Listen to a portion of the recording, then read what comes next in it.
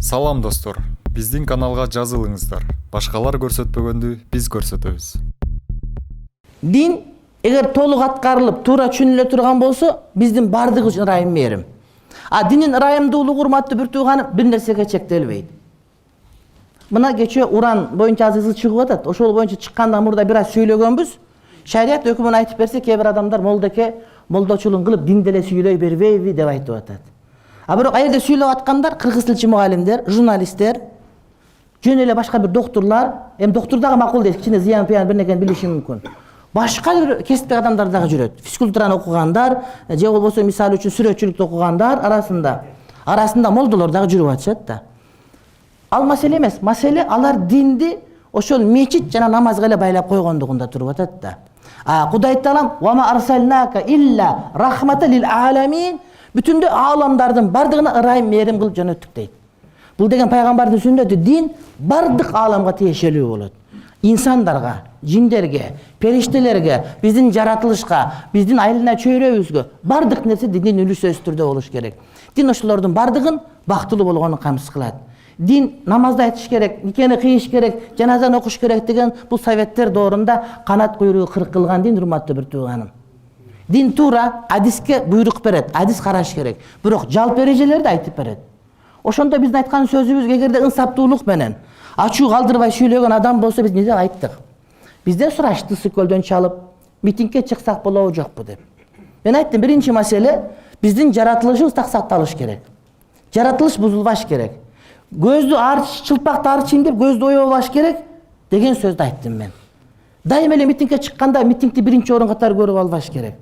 Кендерди Кудайым жаратканда бир пайдасы бар үчүн жараткан. Уурдалбай турган болсо, айылына чөйрөгө зыян тийбей турган болсо, ошону тактап текшерип алгандан кийин болбой эле айылына чөйрөнү буза турган болсо, анда каршы чыгыш керек. Митингге чыгуу бул акыркы чара катарында көрүлөт.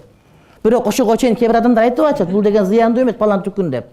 Изилдешип көрүш керек ошону. Балким чындап зыян бизди алдап аткандыр. Кур'ани Каримде Кудай Таалам айтат, эгерде бир диний таязадан кабар уксаңар, аны тактап тастагыла. Бизге атайын агенттиктин директору чыгып, бунун зыяны жок деп айтты. Сөз чыкты, айтылынды. Демек изилдеп көрүшүбүз керек. Адистер келсин, биздин Кыргызстан адистери эмес, балким эр алык адистер изилдеп айтып берсин бизге. Ушуну изилдеп чыкса зыянбы, пайдабы? Эгерде зыян болсо, каршы чыгыш керек бардыгыбыз. Эгерде пайда болгон болсо, анда каршы чыгуунун кереги жок. Анткени биздин Кыргызстанда жанагы бай элдин элдери саякатчы, кембагал элдин өлкөнүн элдери саясатчы болуп, бардыгы саясатчы болуп кеткенбиз. Кээде кенди бирөөсү алса, башка бир албай калган эле каршы адамдарды уюштуруп чыга берген учурдар көп, урматтуу бир тууганым. Кудай маны жөн жараткан жери жок. Ал мөөнөтүгө иштелиш керек деген маани. Ошого шариаттын өкүмүн айтып берсек, чубак ажы киришти, уранды митингге чыкпагыла деди, кассын деди, палан түкүндөн деп айтып атат. Алар кимдер? Карап көрсөң эле, кечээ эле башка маселеге айтып атсам, каршы чыгып аткан анча-мынча жана диний башкалар, мусулманчылыкка каршы келгендер. Анын арасында жөн эле бир тилчилер жүрөт, ошолор чыгып атат. Буларга микрофон жок болуп калган. Илгери депутат болгон, башка болгон, мүмкүнчүлүк болуп калып, ошол жерден чыгып алып, элге сүйлөп бере турган бир микрофон таап алып жыргап аткан кербези. Чындыгында урматтуу бир тууганым, мамлекеттин кен байлыктар мамлекеттин байлыгы. Аны биз уурдатпастан туура иштетип алышыбыз биздин мойнубуздагы милдет болот. Бирок ошол учурда биздин жаратылышка терс таасирин тийгизбеш керек. Кендин бардыгын казган, бардыгы зыян деп айткан туура эмес. Туура кумтөр боюнча проблема канча чыкты, башка болду, ага каршы чыгып аттык, башка кылып аттыр, урматтуу бир тууганым. Бирок бардыгы эле экен ошондой болуп айтпаш керек го. Көмүр кендери мисалы үчүн пайдасын берип атат, уурдалып аткан жери бар. Ушунча көмүр түрүп бирөөдөн көмүр алып келип аткандагы жерибиз бар. Акыры чындык бирөө айтыш керек. Бул туман таркайт, бул тумандагы таркайт. Ким атчан, ким эшекчен, ал жарыкка чыгат, урматтуу бир тууганым. Анан бардыгы коркуп эле, ушинтип айтсам жаман көрүнүп калам деп эле, ушинтип жашыра берген менен эмне кылыш керек? Бардыгы саясатчы болуп кетти да. Элге жага турган сөз сүйлөп атышат бардыгы. Жок, кереги жок. Чындыкты бирөө айтыш керек бакыры. Анан чубак ажы сүйлөбөш керек, чубак дин деле сүйлөй бер. Дин ошону ушинтип айтып бер деп бизге буйрук берген, урматтуу бир тууганым. Анткени Кур'ани Каримде пайгамбарыбыз бүтүндө ааламдарга ырайым мээрим болуп жөнөтүлдү деп атат. Шарият мээримдүүлүк мына ушул. Бирөөтө эле митингге чыкпа деп айткан жерибиз жок, чык деп айткан жерибиз жок. Караш керек ошону. Пайдалуу болсо, анда адамдарды качырбаш керек, инвесторлорду. Эгер зыяндуу болсо, бардыгын кубалап салыш керек деген сөз. Эми сөздү каалагандай кылып буруп атат, башка кылып атат, мынтип айтыпсыз деп атат. Чыдай беребиз. Эмне кылабыз? Чыдай беребиз. Дин үчүн айта беребиз. Кээ бирөө качыптыр, мени ушуга кийлигиштирбегиле деп. А мен өзүм кирип барып айтып бердим. Анткени кыяматта сурак болот. Пайгамбардын башында кыйынчылык болгон эмес беле? Пайгамбарыбыздын өзүнүн аял Айша энебизди союкулук менен айыпташкан ошол убактагылар. Билесиңерби, кандай оор күндөр келген. Бирок ошого чыдаган. Кудайым акыры эмне кылган? Анын актыгын Курандын өзү менен тастап берген, урматтуу бир тууганым. Элдин жүгүн тартып төргө туруп жамбаш жап аткандан кийин мына ушундай жүк дагы моюнга ала бергенди билиш керек. Менден сурашты, ушунда чыксак болобу жокпу деп. Мен айттым, башкалардан сурагыла десем, жок, бардыгы качып атат. Мен жооп бергенге туура келди акыры. Акыры бирөө жооп бериш керек ошол маселени. Мен да жооп бербей койсом болот. Айтты да чубак ажы сатылып кеткен. Өткөндө Кытайга да каршы чыкканда каршы чыкпай деп айткан. Мамлекеттин буйругу башка. Мен сүйлөгөн убакта булардын бардыгы жокпочу, бардыгы 2 күндөн кийин чыгып атат. Чубак ажы сатылып кеткен, андай мындай деп сүйлөп ачы. Кытайга каршы чыгып, ошол жердеги бир уч кыргызды дагы кайра кырып жок кылыш керек беле? Ошол жака барып жанагыдай бирөө барып авария кыла коюп, канча балдар окуй албай калып кетти. Кийин митингге чыгып таштата турган болсоң, бардыгы ошол бойдон калып кетсе кандай болуш керек? Төшөйүң ара бутуң усун дегенди билиш керек. Пайгамбар алейхиссаламдын сирасын жакшылап окуш керек. Түшүнбөйт. Мамлекет үчүн дагы күйбөйт, дин үчүн дагы күйбөйт. Жеке кызыкчылыгы телевизорго чыгып тата-пата деп сүйлөп, элге жагынып, элдердин аң сезими менен ойногонду үйрөнүп алды адамдардын бардыгы. Көпчүлүгү ушундай болуп кетти. Ошондон саясат кылгысы келип алды. Үйдө катын баласын бакпайт, көчөгө чыгып алып ушундай деп бардыгы эр жүрөк көрүнүп, ошону үйрөнүп алды, урматтуу бир тууганым. Бирок тарыхта бул жазылып калат.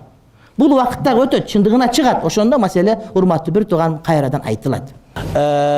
Чындыгында биздин бир эмес эки падышабыз сыртта жүргөн биз үчүн уят. Жаманбы жакшы биздин башыбызда болгон. Саясат кылып атышат барды. Ошон үчүн Акаев дагы, Бакиев дагы менин пикиримде Кыргызстанга келиш керек. Эгер кайсы бир деңгээлде бир жаза туура эмес кылса, сот алдында жооп берсе, Кудай алдында сөзсүздө жооп берет, бирок алар келиш керек. Урматтуу бир тууган, анткени кызмат кылган өз убагында катачылыгы бар. Мисалы үчүн Акаевдин убагында, Бакиевдин убагында, Отун Батанбаевдин убагында азырга чейин дин жаатында бизде эч кандай проблема болгон жок. Мен молдомун. Менин жем баамымда ушулардын бардык Акаевден баштап бири дагы динге жаман мамиле кылган жок, урматтуу бир тууганым. 35 мечитибиз бар эле, ушулардын убагында 2,5 миң мечит болду. Айт намаз мечитте 2 саат окуйт эле, азыр 200 миң адам айт намаз кулашатта окуйбуз. 200 миң адам бир окуйбуз. Урматтуу бир туугандарым, ошон үчүн мен булардын баардык урматым терең. Анан максат ажы боюнча мен дагы муфти болуп иштегем. Бизде 6 миллион адам бар дейбиз. Анын миллиону силер биякта жүрөсүңөр, 5 миллион калды. 5 миллиону канчасы жаш балдар? Канчасы мусулман эмес? Канчасы орозо битир эмес, Кудайдын өзүн тааныбаган, бирок мусулманмын дегендер? Канчадан мусулман окуйт бизде? Экинчиден, орозо битирдин баары муфтиятка бербейт. Биз айтабыз, муфтиятка бербегиле. Орозо битирди тааныштарыңарга, кембагалдарга, жарларга бергиле, бизге бербегиле деп айтабыз.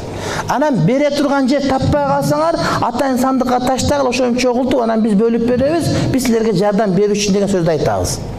Ошого 6 миллионду 20 көбөйтсөң мынча миллион ушунча болуп кетет деген сөз ал жөн эле жомок, андай сөз жок, урматтуу бир тууганым. 50 миллион сомго чейин топтолот, ош топтолгондо аны биздин медресебиз бар, студенттерибиз бар, 70 медресебиз бар. Ошолордун свети, суус, тамак ашы деген бар. Андан башка 2,5 миң мечитибиз бар, урматтуу бир тууганым. Анан 7-ci арыз жазып ошолорго бөлүп берет. Канча түшкөндүн бардыгы муфтияттын сайтында жарыяланган, кимге канча тыйын берилген жарыяланган, ал жерден бир тыйын жей турган мүмкүнчүлүгү жок. Буга мен гарантия берип айтам. Максат ажы боюнча, Максат ажы менден 2 жаш улуу киши. Бул киши муфти болгонго чейин өзү бай болчу. Ислам медресесинде окуп атканда бул киши Селгоз академияда окуйт эле. Ошондо келгенде Бишкектеги 2 эле куртканы бир ушу кийет болчу. 2 эле тумакты ушу бири кийет болчу. Ошондо акча алмаштырып, ошондо эле бай адам жигит болчу бул. Муфти болгонго чейин бай болчу. Үйлөрүн дагы билебиз, башкасын дагы билебиз. Ал азырга чейин бизнес кылган адам, урматтуу бир тууганым. Мен ага ишенгим келбейт. Аравияда мындай бар экен, тиякта мындай бар экен. Балким ошо Аравияга биздин ажылар барганда ошолорго уюштуруп, ушундай даярдап бергендир. Биз деле даярдап берчүбүз. Ушул жерден тамак аш даярдап, тияктан тамак аш беребиз деп, анан ар ким жаза берсе, далил жок айта берген болсо, бул окшошо берет экен да. Ал туура эмес маселеди айтат элем мен. Актаган жерим жок, бирок жана айтылып аткан маалыматтар боюнча ал киши ошол муфтий болгонго чейин өзүнүн тыйыны кадимкидей көп Кыргызстандагы биздин өзүбүздүн байларыбыздын бири болчу. Абдушукур ажы ушинтип айтчу, Абдушукур ажы билесиңерби? Мынагы Томск деген жерде гектарлап картошка, пияз, сабыз айдайт дагы Кыргызстандагы бардык медресеге картошка менен камсыз кылат. Ушактан апарат контейнер машина менен. Чоң жанагы КАМАЗ машина менен. Омскийде картошка, сабыз, пияз гектарлап жерди айдап, шериктеш болуп ушинтип иш кылат, урматтуу бир тууганым. Чоңдорду айта албайм кандай экенин, бирок биздин молдор мына ушундай. Максат ажынын өзүнүн бал челектери бар. Илгертеден бал апарчу. Сатканын билет элем мен. Сарташ менен иштеген бизнестер бар, аны дагы билет элем. Пакистанда окуган тил билет экен, Япониядан машина алып келип саткан бизнесин дагы билет элем мен. Мына сүйүн ажым досум. Ушунун Кытайдан товар алып келип, байпак сатып, башка сатып иш кылган магазиндерден кайсы молду айтсаңар мен бардыгын билем. Бардыгы мына ушундай.